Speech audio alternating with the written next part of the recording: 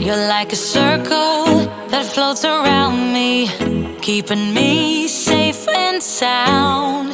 And when I fall, you tied a rope to me. You're blessing me every day. I was down with an illusion, like a sparrow with broken wings. But now I shine with your reflection on me. I'm getting back up on my feet.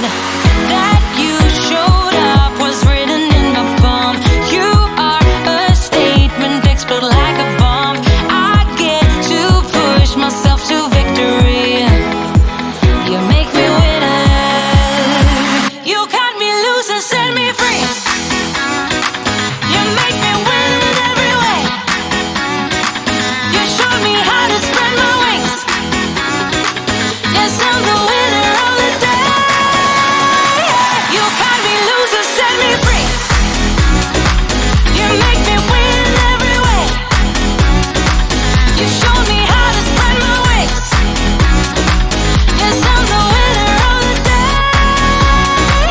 Yes, I'm the winner, yeah.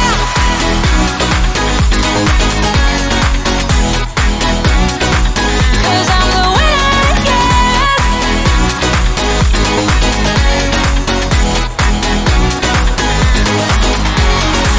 Am I awake or am I dreaming? So far gone, I won't look back. And when I move, there ain't no stopping me. You're pushing me up to the top. I saw the clouds looking angry, but then the sky reached my mind. And when I space out, I see the possibilities unfolding the way that I want. That you showed up was written in.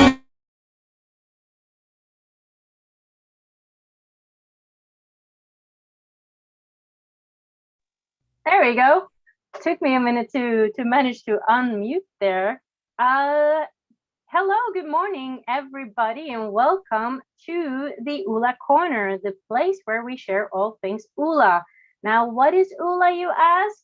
Well, Oola is kind of like, a made-up word. It was coined by two amazing guys, Dr. Troy and Dr. Dave, and they have embarked on a quest to help people find balance in an unbalanced world. Oola is living a life of balance and greater purpose. It's about recognizing where you are in 7 key areas of your life, setting goals to move towards something that is better, and taking the action steps to get there. My name is Mona. I am a certified Oola Life Coach, and I am here to challenge you to dream again. There's actually no such thing as being too old, too young, too rich, too poor, or too anything, because at the end of the day, when it comes to dreaming has no age, and it certainly doesn't cost anything at all. When we start dreaming again, and allowing ourselves that childlike moment of just using our imagination and taking off to somewhere unknown, that is when we take the first step towards the life of our dreams. And that is when we start taking the steps to actually achieve that life. So it starts with the dream. Now, is it scary? Yes. Is it easy? Nope. But it is simple and it is doable. And as an Oola Life Coach, I am here to encourage, facilitate, support, and celebrate just that, your dream. And I am super excited because today I am here with my fellow Oola coach, Erin Dufour. Did I pronounce that okay? Yes. Awesome. And we are going to talk about something that doesn't really get talked about a lot. We are going to have a quick conversation about death. So, Erin, why don't you give us a quick background of who you are, what you do, and how did you get to the topic of death of all things? So my background in my careers, I have been a firefighter paramedic, transitioned from that to a critical care nurse. And I've also taught at the university level in the nursing program. And in that, I taught palliative care end of life. But through my own life experiences with my own family, 2016, I lost my mother to stage 4 breast cancer with less than a month of her diagnosis. 3 weeks later, I lost my father to a heart attack. And then 3 months later, I lost my last surviving grandfather. And so 2016 was a huge turning point for me in my own life. And so with their experience and the experience of 8.5 years in the adult ICU at the bedside, there's a lot of acute death, not planned. And I know none of us plan our death, but we can die well. We can have the conversation about what would our end of life look like if we could have it that way, those wishes honored.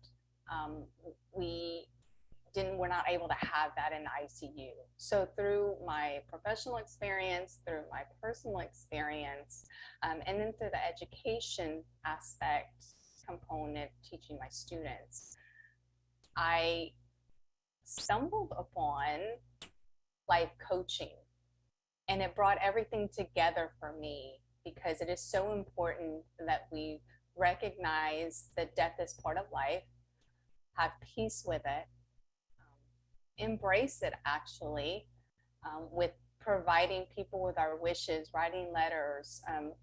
That's part of leaving our legacy, is kind of make it easier on the people that are left behind. And through finding peace with that, learning to live with purpose, and learning to live by design, not just waking up and like, I don't know what the day is going to draw, but to actually kind of plan it out. Dream again, like we say. Yeah. And so I became a life coach last year with Oola. So I'm pretty new to it still, but it absolutely pulls in everything, especially in my nursing. We are to care for our patients, body, mind, and soul. And it pulls in every aspect of that in our 7 key areas. So it was a perfect fit. That's awesome. I mean, it's quite a heavy subject, isn't it? And over these past 18 months, through media, for many through personal experience, death has literally been on the forefront of our lives since March 2020. So, and I know you've been working very closely with the people in the frontline workers, our nurses. What's I don't even know how to ask this question, but if you could summarize these past 18 months in one word, like what would that be, like from your experience? From a nursing perspective, and I think it's just as much because the nurse can become the patient, from the patient perspective, and even from just the community perspective. The one word that I would come up with is fear. Absolute fear. And sometimes debilitating fear, especially when it came to the lockdowns last year. In many of the conversations, and I kind of live at the bedside. I left the bedside New Year's Eve, just 2.5 months prior to our lockdowns. We really didn't know what we had out there, and so it would be interesting to go back. I took care of patients that had pneumonia, that had flu, a couple that didn't make that, and so it'd be interesting to go back to see if COVID was what it was. But in many of the conversations with my friends who are at the bedside, our caregivers, in my belief and in conversation with them, are struggling from undiagnosed PTSD. It's been so traumatic for them at the bedside because family has not been able to come in and be with their loved ones as they are passing away. So while I feel we should not be having the conversation of end of life what do we do? What are decisions to be made end of life at the bedside in the ICU that is too acute, too abrupt? People are trying to figure things out. Then you throw in the lockdowns that left our caregivers being the ones to do everything, to be the family member, to be the loved one, to be the caregiver. And it's been turned. So I would say fear for our patient, in their eyes, but also regret. So Mona, many of the patients would go into the hospital and get worse and worse until they ended up in the ICU. So those patients, in conversation with friends, and I agree, they've had the time to process, I have COVID, to be able to go through the dimensions of grief, if you will, right, being angry, bartering with God, like, just, get me through this and I'll be better in life, until they get to the acceptance part. And then when they finally do make it to the ICU, the look that my friends have expressed to me is regret. Like, try to keep me alive long enough and don't intimate. Let me talk to my family. Put that iPad up there so I can see them and tell them that I love them, because I might not be able to say I love you again. And so some of that, besides fear, has been regret as well. I'm just having goosebumps here, because it's I couldn't even imagine. I want to say, as caregivers, I mean, I went through nursing school, and I've been, in situations with patients, and as much as you care for your patients, you try not to develop that emotional bond with them. Whereas in this situation here, when they didn't have the family to lean on, like, a lot of that emotional attachment became, I'm assuming, something that the nurses and the caregivers, would have to deal with. And again, they would also have to rely on each other, I think, because they would have to have that fear themselves in going back to their families and saying, like, how, like, where do I fit in my own family when I see what's happening, inside the hospital's four walls. So I can only assume emotionally what the nurses have gone through as well, and the caregivers, not just the nurses, but any caregiver in this instance. There was already compassion fatigue and burnout prior to COVID, and it is really at a heightened level now with the last 18 months of what's gone. Because you're right, they have the added responsibility to not just be the caregiver. And we do, so many of us treat our patients already like they're our family already. When I was at the bedside, whatever was going on, if I treated you like you were my mother, my sister, my brother, my father, my grandparents. So you already, in the ER, you're less likely to get attached to somebody. But when you're spending days upon days with people, then you get attached. You meet their family, you learn some of their stories, and you do get attached. And now you have the extra weight of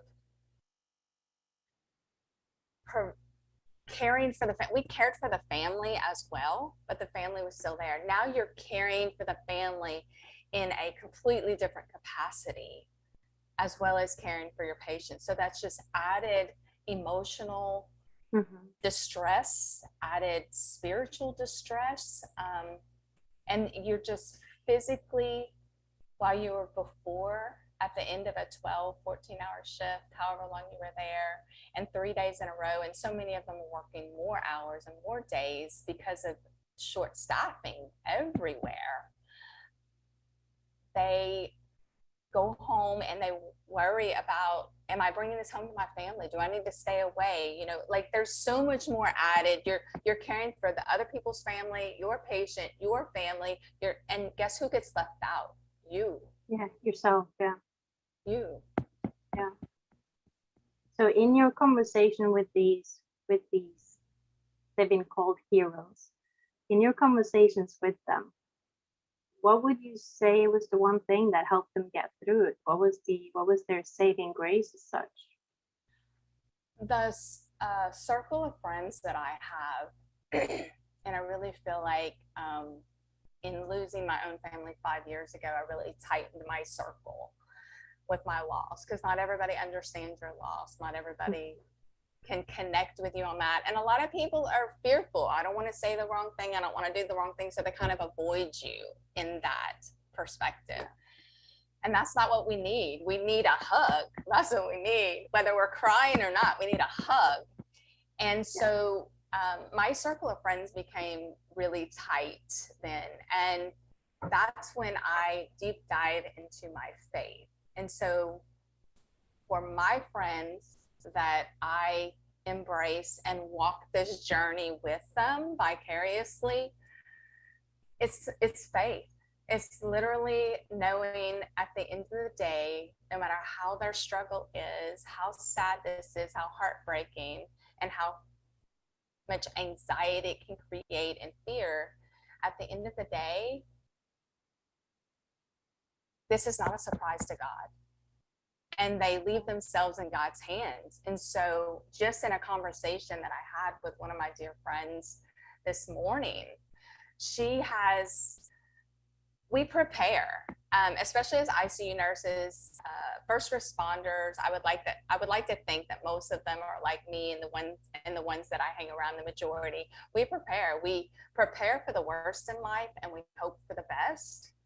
And so my dear friend this morning talked about, her and her brother are at a standoff in life right now, but she's written a letter. Like, she has on her computer all these heartfelt letters that if something were to happen to her tomorrow, or next week, and she goes in the hospital and doesn't come out, and that her family is able to hear her last words through her written word, how much she loved them. So she's, taking care of her husband. She does all the bills, and she's been able to, kind of sort out, okay, write a list. This is what you need to do, and this is where you need to find these things.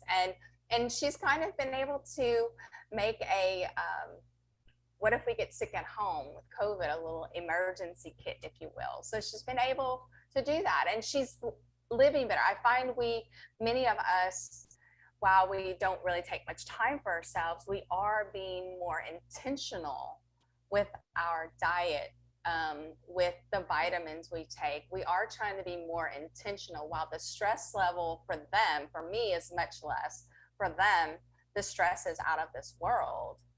They are trying in some ways to care for themselves better. Yeah, wow. So from not just from a frontline worker's point of view, but for all of us, how do we step back into like a normal life after these past 18 months? What would you say would be a good advice to regain balance in life? Because that's what we're about in Oola, is like having balance in an unbalanced world. And I don't think the world has ever been as unbalanced, at least not in my lifetime, as it is now. So how do you, to your close friends and your clients, how do you talk to them? How do you recommend moving forward, reclaiming your balance? I would agree. Even in my lifetime, it has never been more unbalanced than it is today. And so really focusing in what, again, Oola has allowed me to focus in and say, again, the last 18 months is to say, what do I need? So self-care is so vitally important. And self-care I heard someone say this the other day, self-care is not about, what about me? I'm going to take care of me in the exclusion of you. Self-care is about, I'm included in this circle of care. And so in Oola, we have a hub. We have the wheel. And for me, my hub is faith. And so in my hard times of whether family discrepancies with my friends, because I can't tell you how many days I've just had my friends call me and say, I'm on my way to work, because I get up early. So they're on their way to work at 6 o'clock. Erin, I'm on my way to work. Will you pray the Divine Mercy Chaplet with me? Erin, I'm on my way to work. It's going to be I don't know if I can cuss on here. It's going to be a poop show today. We're going to be shorthanded. We already know what we're walking into. Please pray for us. Pray for our patients. Pray for us. So I feel blessed and honored that God has allowed me to be there to lift them up in prayer. And they do that as well, you know, so when they get off and we can literally start talking about prayer and what is the lesson in this. So it's trying to also find the gratitude in all this. So look at this to say, what can I look at and say, what did I learn from this today? And even if it's just, I lost somebody today, I need to go home and I need to call my mom. I can't necessarily go and hug her right now, but I can call my mom, and right now I need to call my mom and tell her I love her. And as nurses, we're just, especially in the ICU again, we're always confronted with, we are not guaranteed tomorrow. We are not guaranteed 30 minutes from now. None of us know. We know that we're accepting that we are going to die. None of us know when. None of us know where. None of us know how. But if we can embrace the present moment and find the gratitude despite the storm, that helps as well. That's what, so we try and talk about that. And I have had to with some of my friends when we get off the phone, and sometimes we've had a couple days of conversations about the anger, the frustration, not, you know, because when you're fearful for too long, you become angry about it. And there's so many emotions going in there that I have had to back off. While I'm an empath, so while I'm absorbing all of them and I'm feeling what they're feeling because I've lived it in the ICU, I have to say, okay, you know what? What are 3 things that you are grateful for today before we get off this telephone? Wow. And if you can't tell me on the phone, if you have to think about it, if you have to step out of the day and think about it, what are 3 things before you go to bed? What are 3 things that you can be grateful for? And to ask God, what is the lesson in this? So Wow. self-care and gratitude for sure. Wow, that's amazing. Because it's something I think we all need to learn. You know, just opening up our eyes and see, okay, what are 3 things that I am grateful for? And I think in this situation specifically, I think that's just such a powerful lesson to take with you. And I want to circle back to something that we talked about before, because you talked about, you know, death. And when we had our conversation, you said to me, we should talk about death at the dinner table. And that kind of struck me. And that same afternoon, I was having a conversation with one of my daughters, and I said, so what does that mean to you? And she was like, well, it's a normal part of life. But for some of us, the idea of death is just linked to so much fear. And so why is it important? Like, why is it so important that we actually embrace this topic of death? And, you know, again, linking it back to the last 18 months and what we've experienced as a world, you know, how would, if we had that conversation at the dinner table, what kind of differences would we see? When you've experienced death outside of COVID, I just had a friend who was in her early 30s that just lost her husband in a very horrific automobile accident, very indiscreetly. So let us not forget that in the middle of the last 18 months during COVID, people, our loved ones, were still dying from heart attacks, from cancer, from automobile accidents, from other kinds of trauma. Like, we were still losing people. The difference between this time and prior to 18 months was that we were allowed to grieve at a graveside. And we weren't allowed that in the last 18 months.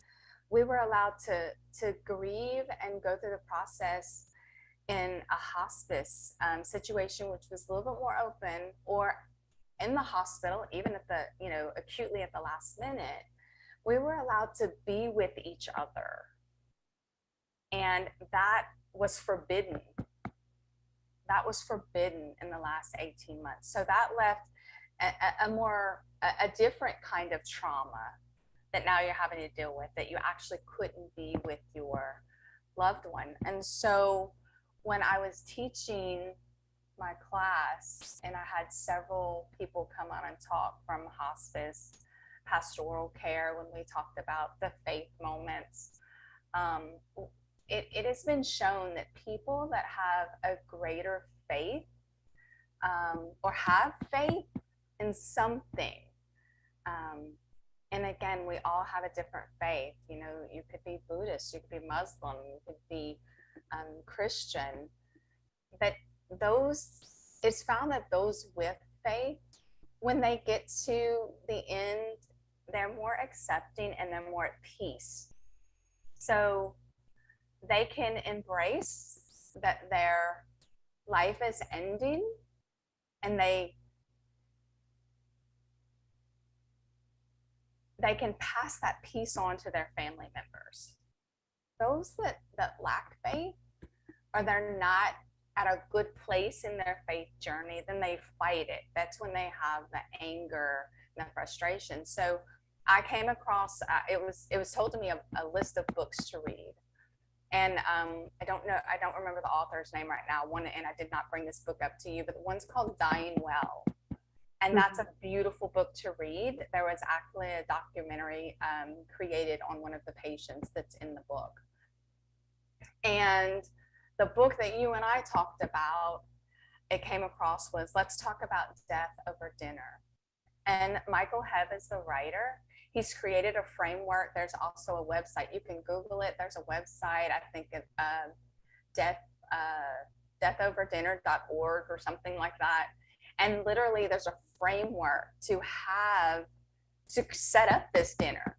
And he's an entrepreneur, and he's done multiple things. He has realized that we can solve a lot of the world's problems and life problems if we're sitting at a dinner table breaking bread together. That's a safe place to have those conversations. It's not a debate stage. It doesn't get emotional. That's just a safe place, because you're with safe people, and the conversation is light and easy. Even though the topic may be heavy, the conversation can be light and easy. And so he went back and he created this platform where people can, because he knew that I can't go around and have all these dinners around the United States or around the world. I need more of me out there. Like Dr. Dave and Dr. Troy, I can't coach everybody. I need more of me out there to pass on hope and gratitude and love. And so Michael Hebb created this program, and it was phenomenal for me, because I felt like this will make a great community outreach program everywhere. If we are inviting our family, our neighbors, even business people in the community to come with a loved one, and that way their loved one knows. And the great thing about this is that at the beginning of the dinners is, before you eat, everybody raises their glass and they go around the table and they think about someone in their life that they've lost, that has impacted them, and they honor them in that moment. They can tell a story about that. How did they impact your life? And they honor that person, and they go around that table, and basically you get to talk about, like, what does end of life look like for you? What are your wishes? Because he tells us, he's done all the statistical work, and he tells us that 75% of people want to die at home with their loved ones and with their family. And only 25% of people actually do. And the rest of us our families don't know what we want, so we're going to do everything. We're thrown in the hospital. We're thrown in the ICU. We are every imaginable thing, every CTs, MRIs, everything that you can imagine. Drugs and other studies are done for you to try and keep you alive, because every doctor wants to keep you alive. Nurses want to keep you alive. That's what we do. And so many people so many families go into bankruptcy at that very end of life decision, because nobody knew. Nobody had that conversation. Nobody knew what mom wanted, what dad wanted, what grandpa wanted. And you know, it's funny because I can even go so far as, I mean, we've had high schoolers and college students come in that have on the back of their driver's license, and we get to say if we want to be organ donors, and they tell nobody this. So when that we're keeping them alive on the vent, but we know they're dying and death is imminent, and the Organ Procurement Association comes in Louisiana, it's called LOPA, Louisiana Organ Procurement. It's, I mean, amazing, beautiful nurses and doctors that come in for this. When they come in, if these families don't know that their children or their grandchildren or their young adult family members or whatnot wanted to be organ donors, like they're hit like with a brick wall. Like, what do you mean you want us to donate their heart? You want us to do this? You want us to do that? Those I feel like that do have that conversation. Mom, Dad, I just got my driver's license. I went to the DMV and I'm an organ donor now. If something were to happen to them, they know that they would pass on life by giving their son or daughter's heart to somebody else, lungs to somebody else. There's so much that you can give, and that is just your eyes you can give to someone. I mean, it's just amazing. Kidneys.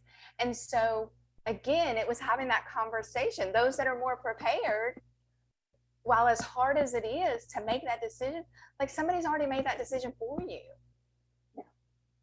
So I feel like pre-COVID, for me, I still feel like we had so many patients die in the ICU and with me caring for them that should not have. They should have been at home with their family, surrounded in the last days of their life, in the last moments of their life with their family and friends, being made comfortable.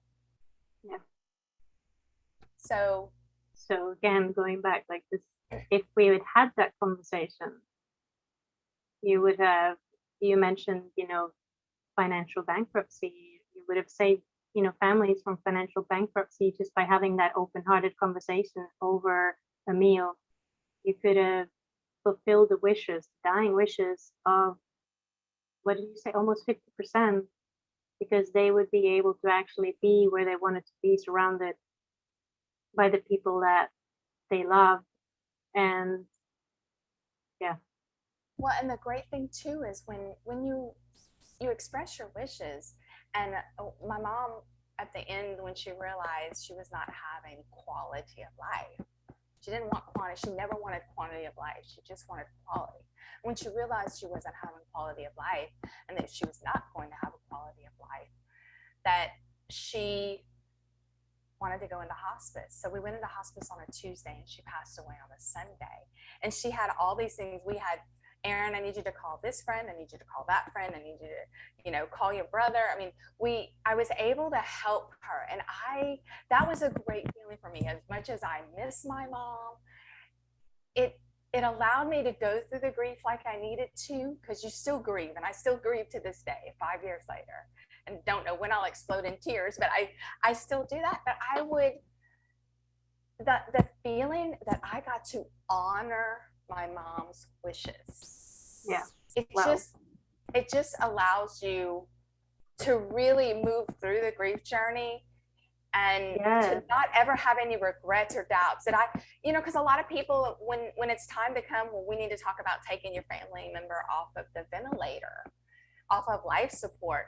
So many times when you've never had that conversation, the family's like, I can't do it. Like, I don't want to kill my mom. I don't want to kill my sister. And they're not. But that's the feeling. That's the anxiety. That's the fear. That's the guilt that it leaves them, and the shame that it leaves them, because the conversation was never had. Maybe they could have avoided the ICU altogether. That's just so powerful. Such an important message to share with everyone, and just really, I don't know,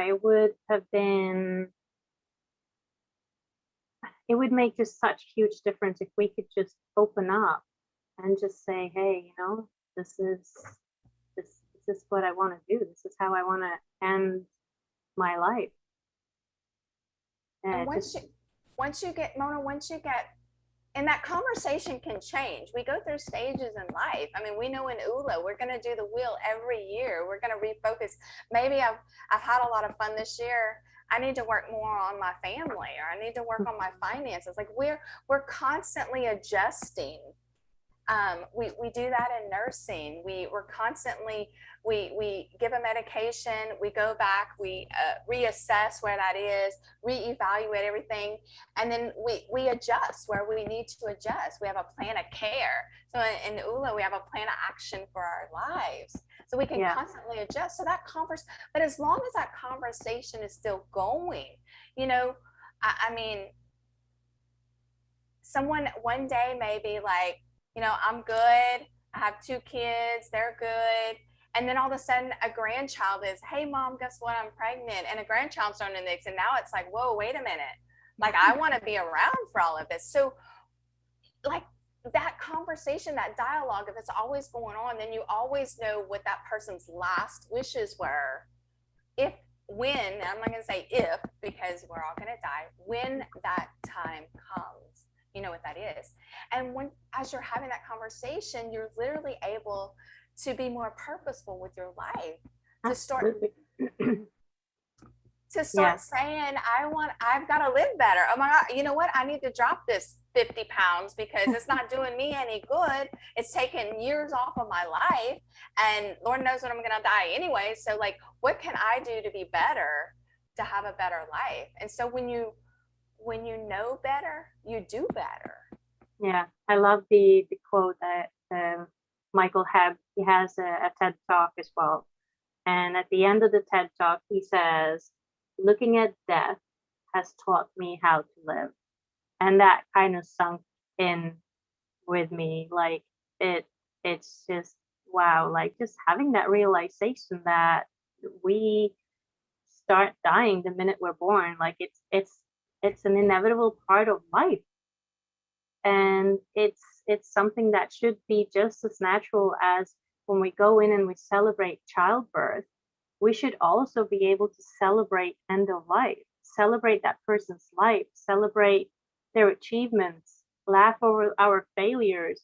You know, it's like you said, I love the fact that when you are at the dinner table and you raise your glass to that person and the life that they lived and the impact that they had on your life. And I was going through some photos, actually it was yesterday, because I wanted to bring some more photos of my son out on the shelf. So I was going through some photos, and I found a photo of my grandmother who passed away.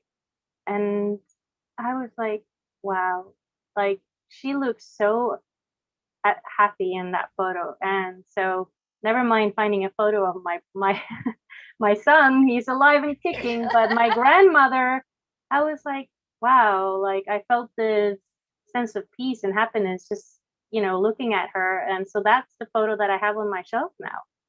And remembering her and the lessons that she taught me and the importance that she had in my life, it was beautiful. It was a beautiful moment, just looking at a photo.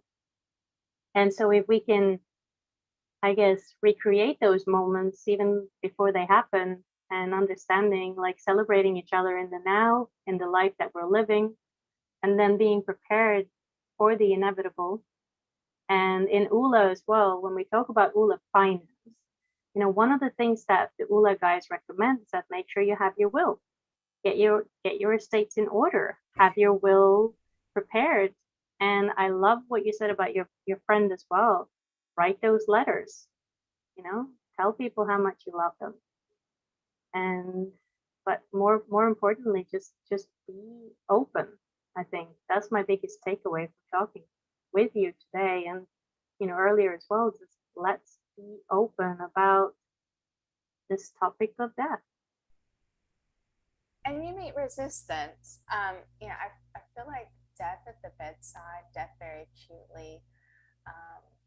When families are able to, it either brings everybody closer together in lockstep and in unity, or it actually shines on the dysfunction and it tears everybody apart. It's like the straw that broke the camel's back and it splits families.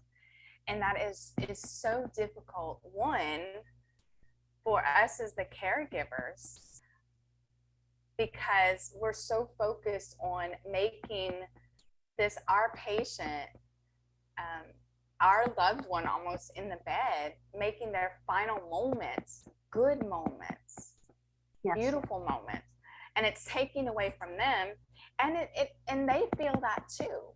Like they feel the heavy burden of what's going to be left behind when they're done. So it creates a mental component for them as they've already accepted their death, they're ready to go on. And so again, that conversation early on in life, and just having that in different moments of life, and preparation, then I guess coming to terms with it, being at peace with it, will allow you to continue living a more fulfilled life. Absolutely. I used to tell my dad was the sicker one, had congestive heart failure, had bladder cancer that kept reoccurring, and he would still do all kinds of, not eat like he was supposed to, drink when he wasn't, like he wasn't supposed to, things like that. And I would say, when I would see him, I'd be like, Dad, you look terrible. Like, you really need to take care of your health better. The little bit of health you have left, you really need to take care of yourself better. And he'd always say, Erin, ain't none of us get out of here alive. And I was like, but you're speeding up the process, And so I hated that when he would tell me that. But it is so true. That is a non-negotiable. Death does not distinguish between any race, religion, ethnicity. It is for each and every one of us, for every living thing on this earth, from plants to animals to us. It is just a given. And I feel like, and now pre-COVID, because in looking and reading and streaming, like the world is upside down. The whole world is unbalanced right now. But I felt prior to that other cultures embraced death and they celebrated death. Like, I'm Irish. So I remember when my great-grandmother died, there weren't any tears anywhere. Like, everybody was getting drunk. Everybody was celebrating. Everybody was having a good time. I was a little kid and I was like, my great-grandmother just died. And everybody, like, you go to funerals and everybody's crying and all that. And here, like, they are literally celebrating my grandmother's life and talking about all the beautiful things of how she was when she was young and this and that she did. And to hear the stories, and people just light up when they told the stories. And yet we don't do that. Not here in the States. We don't do that. We run from it. We're scared from it. And the thing is, we can't hide from it. One of my favorite movies is P.S. I Love You. And I think that's exactly what they do in that movie. They celebrate his life. Yeah. I mean, wouldn't it be a beautiful thing if we could all celebrate life, their life, while they are not here with us? And it helps us to move on, to celebrate our life. We have nothing to fear. We have nothing to be guilty for, nothing to regret. Like, we're able to live our lives better. Yeah, it's beautiful. If somebody, would like to continue the conversation with you, how would they get in touch with you? So they can look on Facebook,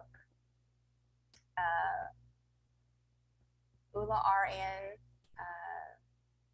Erin Dufour, on Instagram,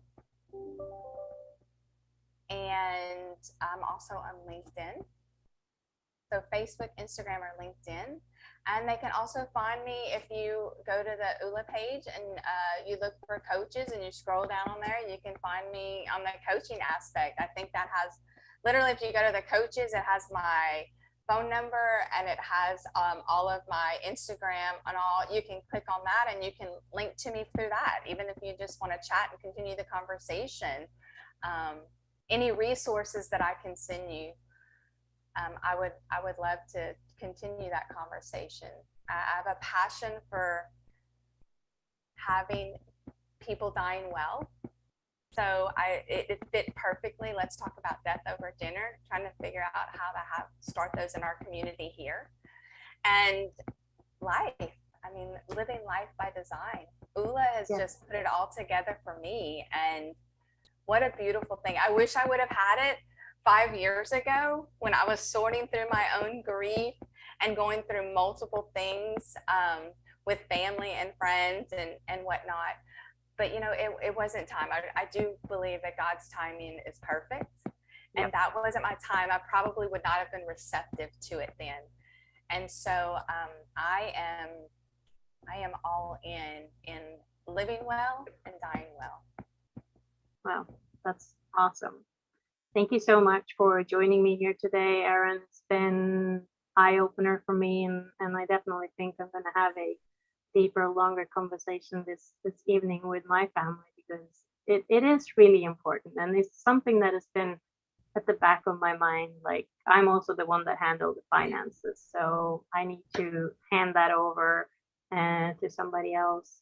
And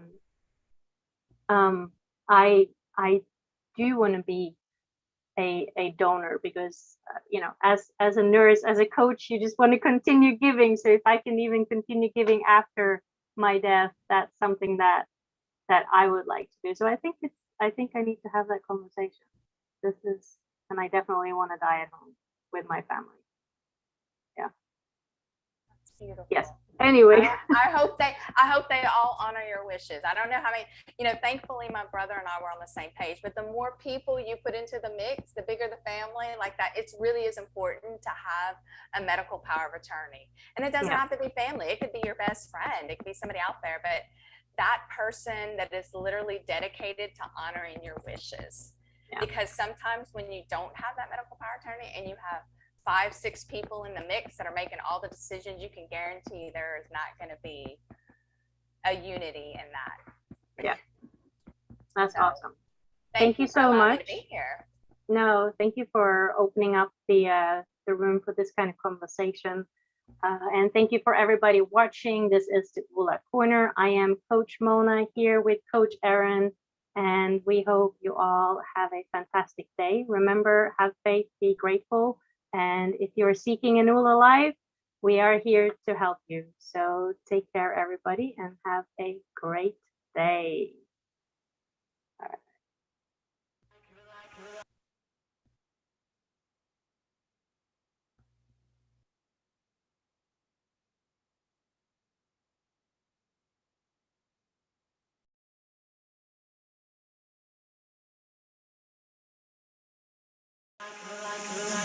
You're like a circle that floats around me, keeping me safe and sound. And when I fall, you tied a rope to me. You're blessing me every day. I was down with an illusion, like a sparrow with broken wings, but now I shine with your reflection on me. Getting back up on my feet. That you showed up was written in my palm. You are a statement, explode like a bomb. I get to push myself to victory. You make me winner. You cut me loose and set me free. You make me win in every way. You showed me how to spread my wings. Yes, I'm the winner.